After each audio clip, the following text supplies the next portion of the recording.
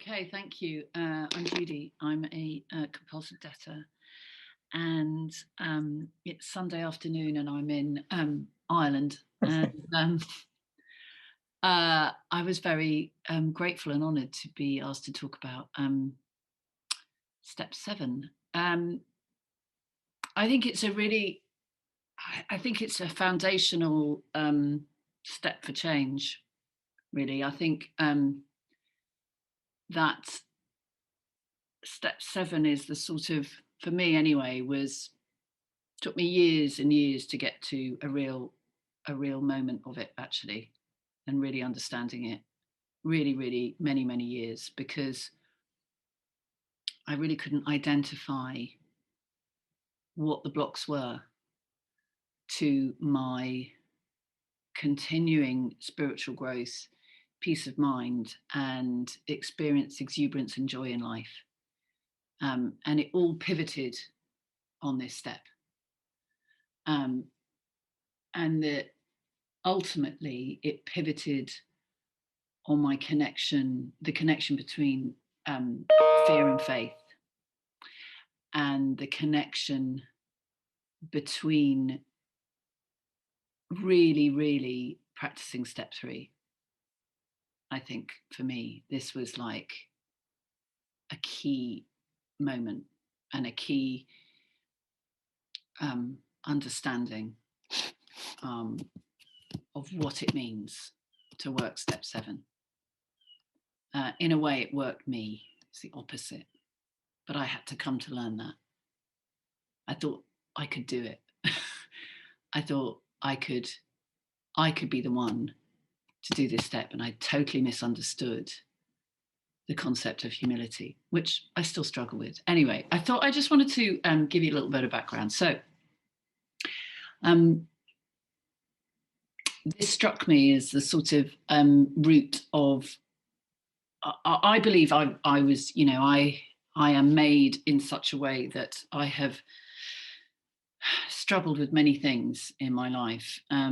And I think it's a combination of how I'm made and how I was brought up. So it's definitely nature, nurture. I really believe, for me, that is how I became to be the person I am, and struggle with many addictions. But anyway, so briefly, I grew up in a very large family in London.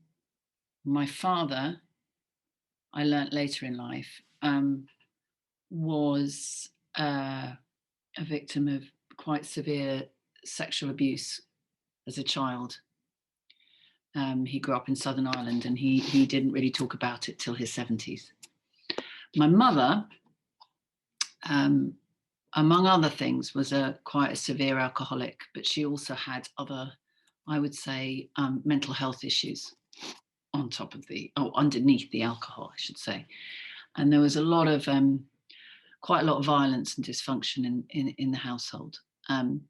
My father died last September, and when he was in his delirium, if you like, as he was dying, he said to me, I had to keep making money to justify my existence. That's what he said to me. And that made sense to me, because he was a chronic workaholic, and he had a very large family, and he used money as a means of survival and a means of control. But he tried to be really loving with it. He wasn't malicious with it, but nevertheless, it created. So he was a workaholic, obsessed about money and saving, and ferreting money away and having holes in his sweaters, and my mother was the opposite. She spent everything. She was a shopaholic. She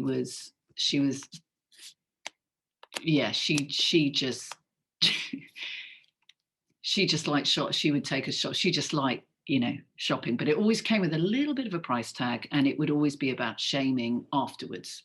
And so these were the mixed messages. But anyway, that's what I grew up with. Anyway, I guess what I learned growing up was that I was very attached to things. I didn't attach to people, I attached to things. And from a very early age, I was secretive and dishonest around things, and I would steal. And I found incredible comfort in things. Like it was like that they were my security. I did not have security in my house amongst my siblings or with my parents. I did not have that. And so this generated in me a need for, I think what it was that I wanted to see through objects that I existed and that I mattered.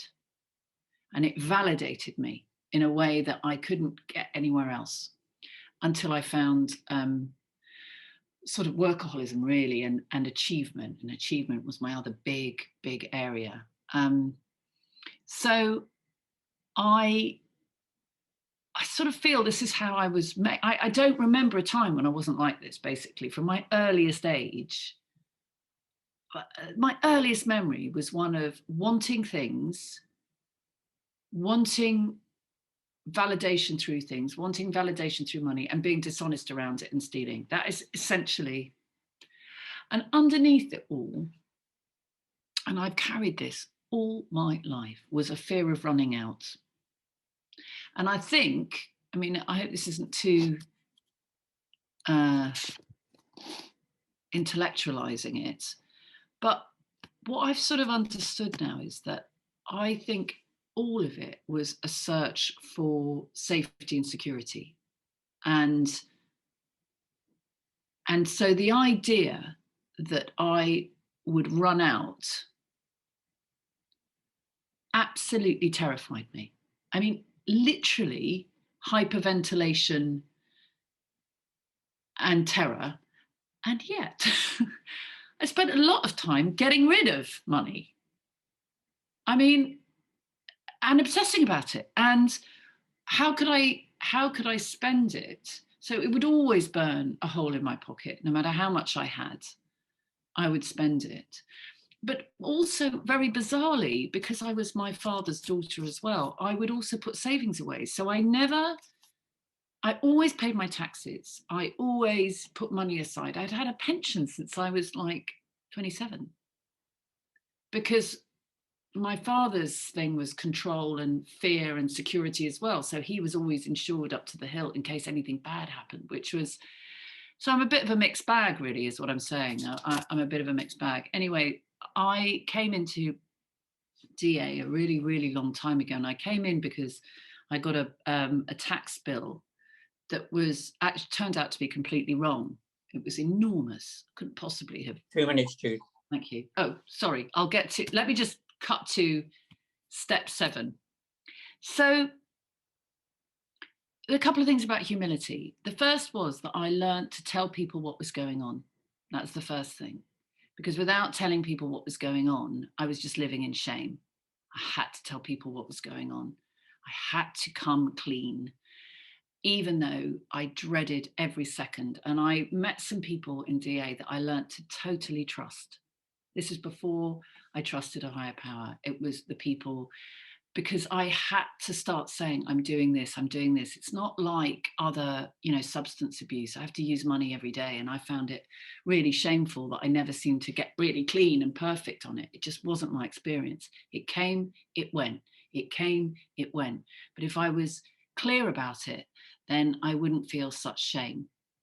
And the other thing that I really got to understand was that I was doing it to myself, that shortcomings, understanding the blocks to my recovery, obviously all come from fear, but how that's such a sort of broad expression, fear. What does it mean? What does it mean? What does it mean? Well, one of the examples I always give is that one of my really big shortcomings was over responsibility.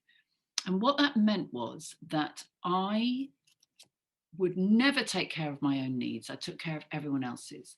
That led to a deep resentment. And that led to debting and compulsive spending, because over here, was my secret means of satisfying something that I didn't know how to satisfy over here, which was my own needs, because I was too busy looking after other people's. So gradually, through quite a bit of work over years, this was not an overnight thing. I had to become conscious of this defect of over responsibility, which really pissed people off, by the way. It's not a great thing to be over responsible, because it doesn't allow people to be themselves, and it doesn't allow me to look after myself and take responsibility for me. So, as a consequence of being over responsible, I wasn't really truly responsible for myself. And that is something I've learned through step 7. And what I've learned through it is that, time, Judy. thank you, I cannot, and this is the crux of it all, and this is what is really frustrating, I think, about step 7. So we often hear in meetings, oh, I just got to work harder, I've really got to work the steps, and I've really got to, oh my goodness, I'm just not good enough, is my sort of refrain. But actually, a kindness and a gentleness and a slowness and a recognition has gradually prized my fingers off this character defect and allowed me to understand that it's not up to me. I just have to be very slow about it, quite gentle, quite kind, and not go at it, because the humility is recognizing that I am powerless over it. And I'll end on this. The connection is that if I have truly understood step 3, if I really, really do a step 3 every day, then none of this matters, because it's not in my power. And that there's no point punishing myself, and there's no point constantly, being driven by shame and fear. At some point, the moment I start trusting and letting go and finding security not in things, but in a sort of deeper faith, that just takes time. It's just time. It sounds a bit weird, but that's all it is. And now I've met people who are naturally humble, and I'm not. That's because I'm an addict. I have actually met people in my life who genuinely are humble. They say, I don't know, I'm not sure about that. Oh, I've really made a mistake. Oh, I'm so sorry I did that. I fear I may have hurt. They are full of grace, and I am not. And so I've had to learn it, but not forcibly, with just a bit of gentleness and a bit of kindness goes a long way in this fellowship. It really does. Anyway, I'll end it there. Sorry I whined on. That was great, wonderful. Thank you, Judy.